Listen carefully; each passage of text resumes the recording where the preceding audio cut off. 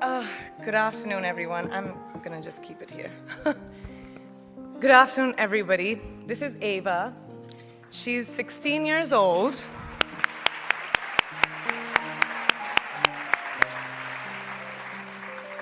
An age where girls should be enjoying their innocence and joys of their youth.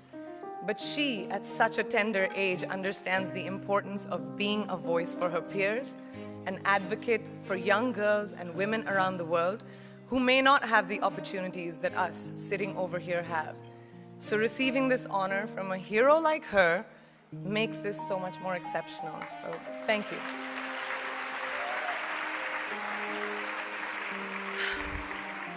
Good afternoon, and thank you, and wow, I am so privileged and so honored to be sharing this afternoon with all of you and these incredibly amazing women that are being honored today. I'd like to extend my congratulations to each one of you, Octavia, Michelle, Kelly, Patty, and all 50 women that have been included in the Impact Report. Your achievements not just inspire me, but also so many others to work harder, to be better, and to make a dent wherever we can. So I'm very, very proud to be standing alongside of you. So in life, you know, there are moments when you stop and ask yourself, how did I get here? Like, why am I standing here? Well, this is definitely one of those moments for me. And I find myself going back to the beginning, back to my roots. I was born to incredible parents, amazing parents who served as doctors in the Indian Army. I was the firstborn, and as far back as I can remember, I made my parents very proud and happy 99% of the time. Okay, slight exaggerations of personal achievements are allowed from time to time, don't you think?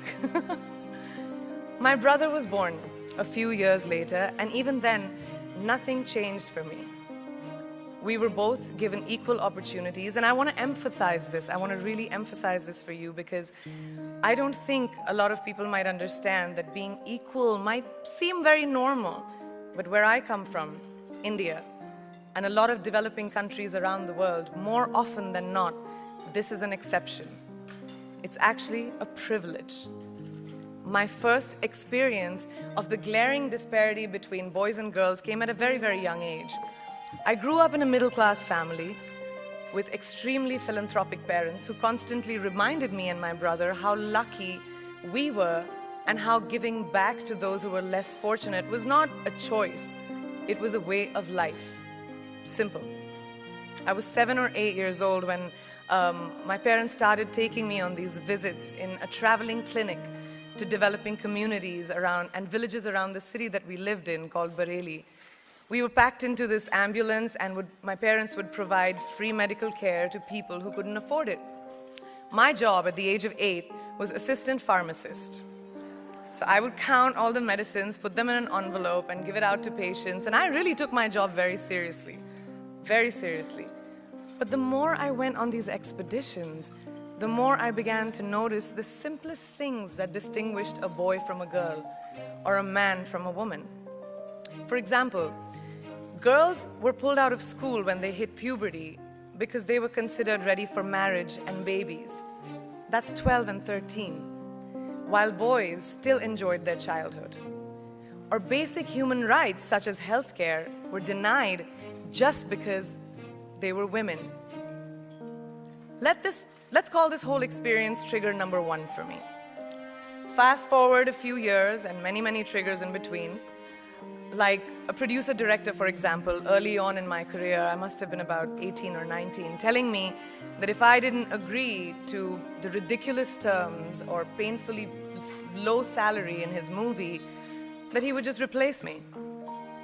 Because girls are replaceable in the entertainment business. That was a memorable one.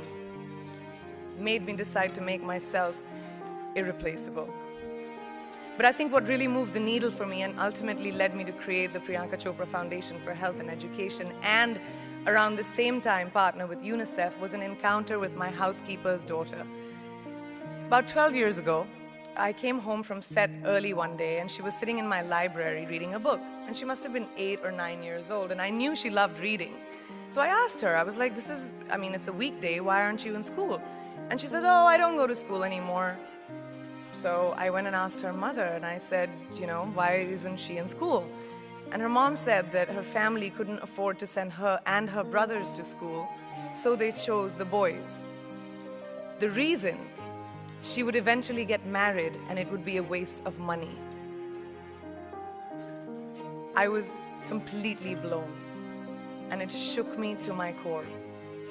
Eventually, I decided to cover the cost of her education so that she could continue to learn, because education is a basic human right.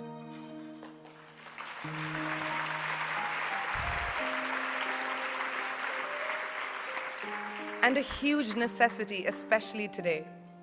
From that point on, I was determined to make a difference in as many children's lives as I could, in whatever big or small way that I could contribute. There's a really, really beautiful quote that I read recently, and I think it's absolutely appropriate to explain what I'm trying to say today. The hand that rocks the cradle, the procreator, the mother of tomorrow, a woman shapes the destiny of civilization. Such is the tragic irony of fate that a beautiful creation such as a girl child is today one of the gravest concerns facing humanity. Girls have the power to change the world. It is a fact, and yet today, girls are more likely than boys never to set foot in a classroom, despite of all the efforts and progress made over the last 2 decades. I'm just going to give you a stat, more than 15 million girls of primary school age will never learn how to read or write, compared to 10 million boys. Primary school, it's the beginning of our future. Over the last 11 years, I have witnessed firsthand the incredible work that UNICEF does for children around the world, especially victims and survivors of child marriage, displacement, war, sexual violence. But there is still so much work to do. And for me, that is the fuel to my fire. The reason I'm so committed to this cause, and that is where my passion stems from, because I know that a girl's education not just empowers families, but communities and economies. A result of her education, we all do better. It's just as simple as that. As entertainers and influencers sitting in this room, I feel that it's our social responsibility to be a voice for the voiceless, which is why I applaud each and every woman in this room for being such a badass.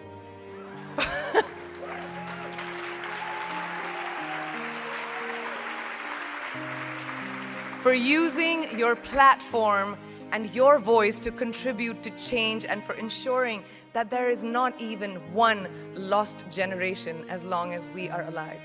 I'd like to thank Variety and all of you for encouraging me and all of us in this room to keep going and fighting on. Thank you so much.